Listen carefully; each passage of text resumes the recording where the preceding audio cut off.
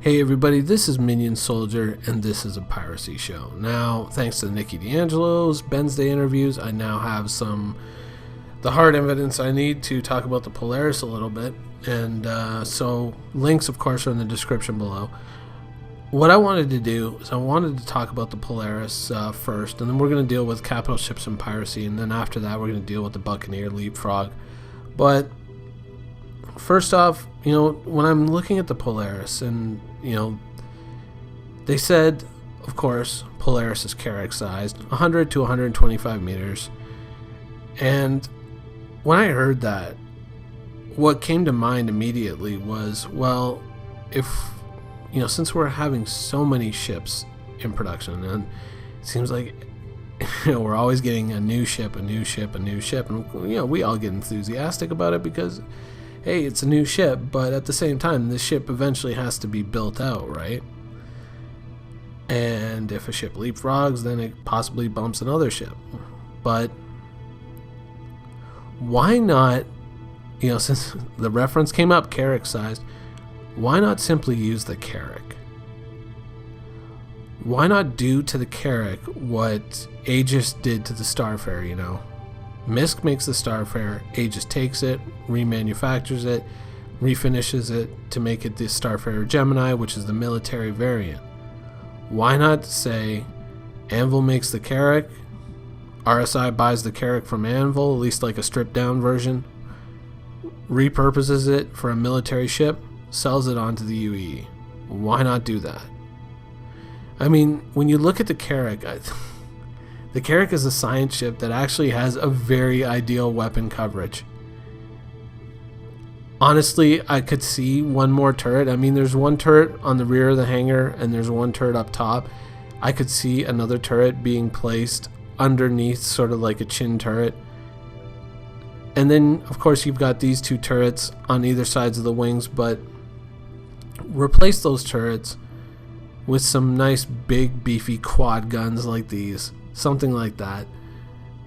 And just generally refit the ship. Strip out the science stuff and refit the ship for combat. Since you've already got somebody sitting down, conceivably Monday morning, going in to do the carrack, why not just say, hey, why don't we get a twofer the same way we did with the Starfarer, and turn the carrack into the, there's the carrack, and then there's RSI's version of the carrack, which is the Polaris. Why not? I mean, it's already the same size, so why not use that? You got that big hangar bay. That thing can be modular. You can lift the whole thing out, or you can do, kind of the bread slice idea that they had before. And you can turn that into a hangar for snub fighters. You could turn it into a mount for, big antennas for E-War or command and control. It could be a giant torpedo bay. It could be any number of things, really. And you could sell those modules on, and I don't understand why we wouldn't use the carrack. I mean, it's got the armored shutters on the windows. It's kind of perfect for the job. And I mean, that's the one thing that always kind of turned me off a little bit about the carrack is the carrack kind of looks like it's more of an aggressive ship, like a military ship, and then to have it used for science, I think, no, don't use it for science, use it for destroying shit. And so it just seems like it would be the perfect marriage of purpose and the perfect way to kind of save some time, save some production time.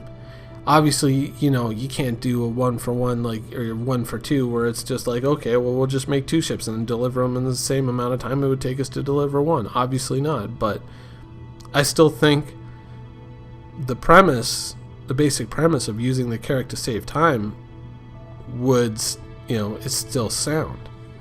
I think that would be a good idea and a good way to go about it. So, why not? I mean, is there anybody who really would look at the carrack and say, if we came out with a fully militarized variant of that and called that the small corvette, would you be disappointed? Or do you want just like a whole new ship from scratch that could be delivered who knows when? Or would you like a ship that you could conceivably see this year? I would think that most people would say, hell yeah, I'd take the Carrack. I would take the Carrack / Polaris any day of the week.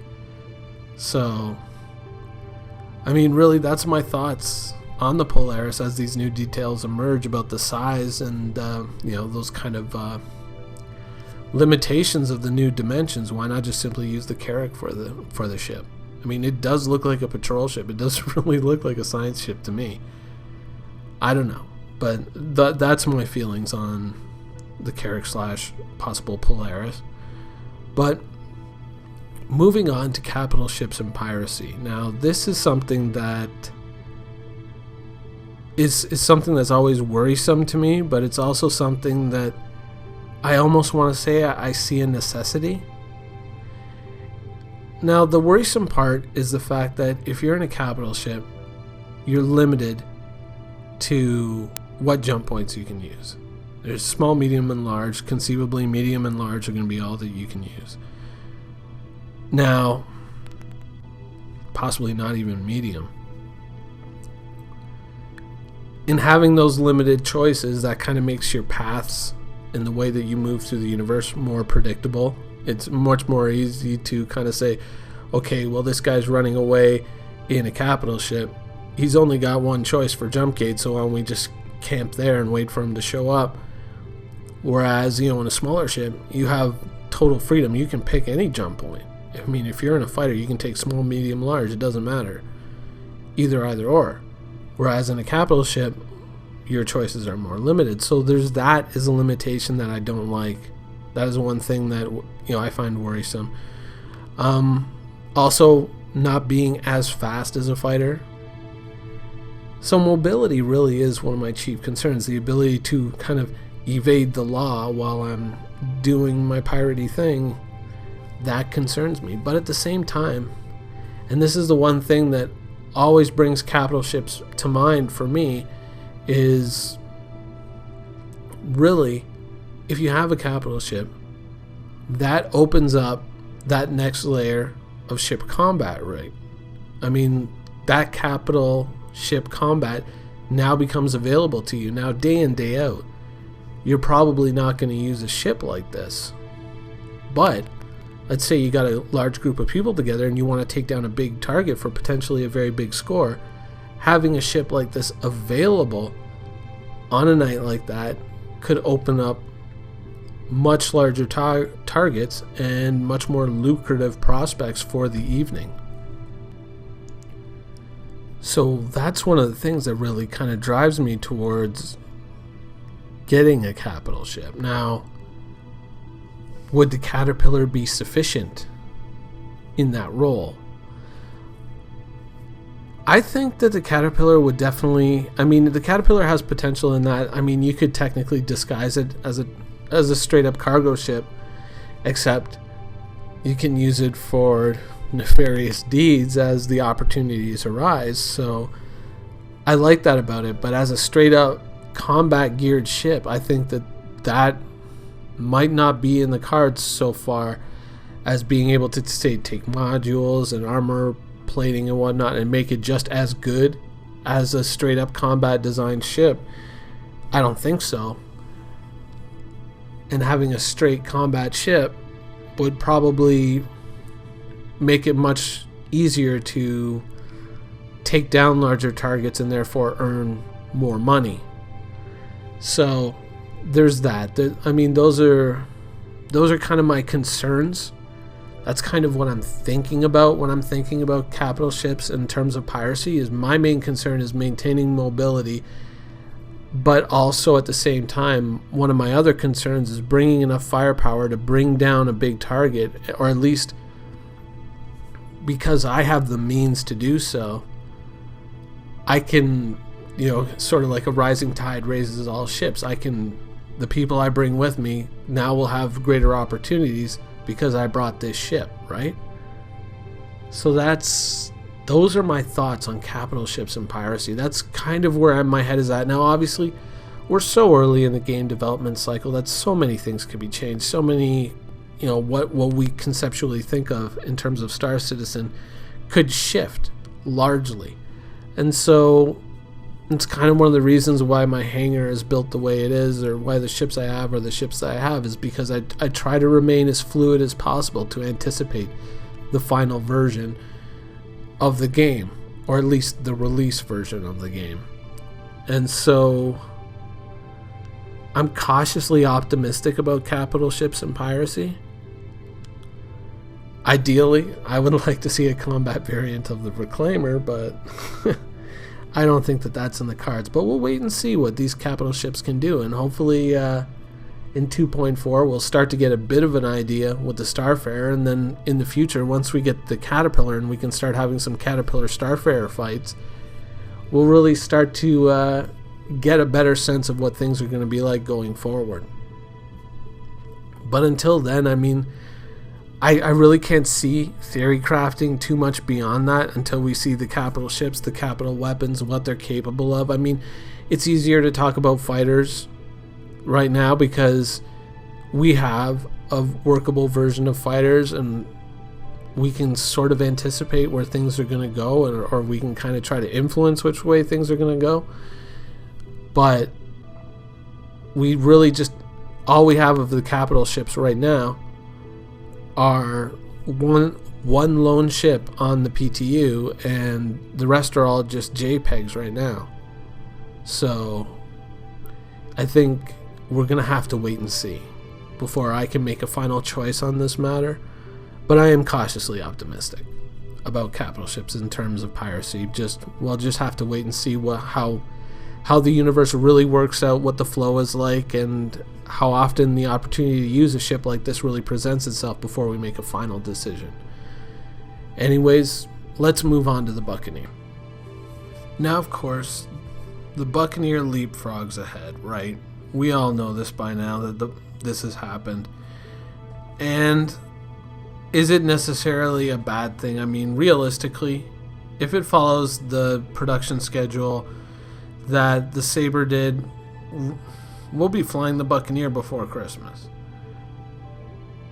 Now, of course, if this ship got pushed all the way up, what got pushed back? Well, it's hard to say, because really the Banu Merchantman is something that just lingers on and on and on. You know, they've got the basic outer hull shape, but all the inner stuff and getting the final look of the Banu race and all of that, you know, trying to get their whole aesthetic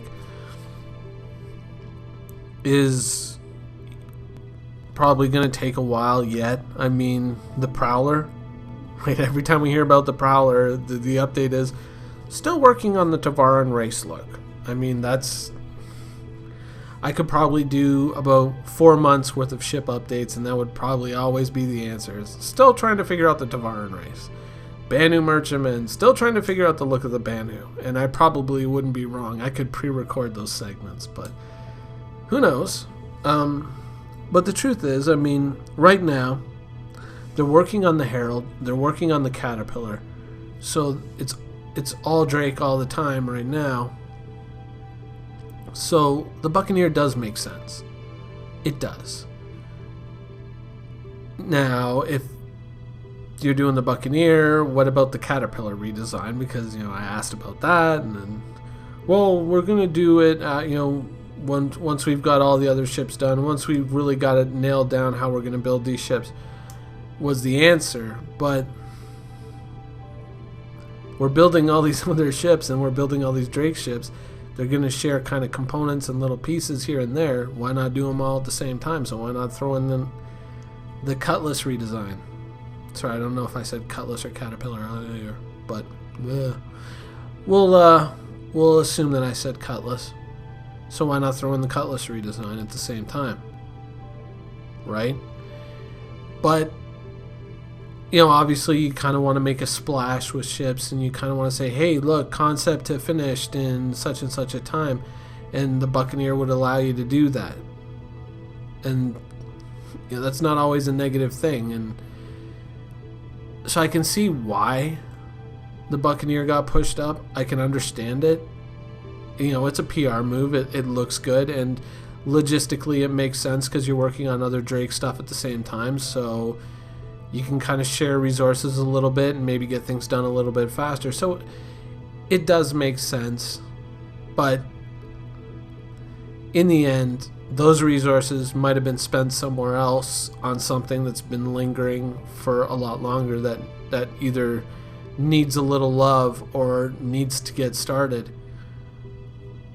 But, you know, with the Banu Merchantman, you just can't force it. You can't say, oh, well, Banu interiors look like this, just make it, get it done. And I don't think that that's going to be a ship that that's not going to be a ship update that anyone wants to hear about the Banu Merchantman, as CIG finally threw their hands up in the air and said, all right, whatever, just make a ship and we'll figure it out later. No one wants to hear that. So until we really know more about what's going on behind the scenes of the ship pipeline, or if we ever do, it's hard to really say who the loser in this was. You know, be it the Banu Merchantman or the Cutlass redesign, or a ship that we have yet to see. We'll just have to wait and see how this plays out. But at least for the Buccaneer owners, I would say quite safely that you're probably going to be flying your ship before Christmas. So you gotta sometimes you gotta kind of take the good and take the bad, you know. I would be very, very saddened to hear that it was the Banu Merchantman people who lost out on this deal. Because if that were the case, if maybe things were further along with the Banu Merchantman, they were just trying to say, oh, we're still trying to find the look of the race so we could push the Buccaneer up ahead of it, I would be incensed. I would be very displeased on their part if I found out that that's what happened. Not saying that it is, but if that was what happened, even as a non-Banu Merchantman owner, I would be highly unimpressed in that answer. Because the Banu Merchantman is a good ship, and I mean, even before, when I was talking about capital ships and piracy, I have thought about the Banu Merchantman when it's got those two big hidden guns in it. It would probably make a really solid pirate ship, right? But the reason why I didn't include it in that list is because my default brain switch position on the Banu Merchantman is don't hold your breath, because it's going to take a long, long time, which is unfortunate, because I think that the Banu Merchantman is... not only is it a physically, is it an attractive ship, it's kind of yet another one of these cargo/combat ships, which would, be a great thing to have in the baby PU once things start moving. Once the capital ship area of the game starts to open up, having a few of these around to play with would be great, would be interesting. Anyways, Buccaneer, hard to say who was the loser in this deal. The winners are the Buccaneer owners, but we'll just have to wait and see how this all plays out. Anyways, that's the Piracy Show for this week. Just my random thoughts and musings. Hope you guys enjoyed it, and thanks for watching. Quantum travel initiated.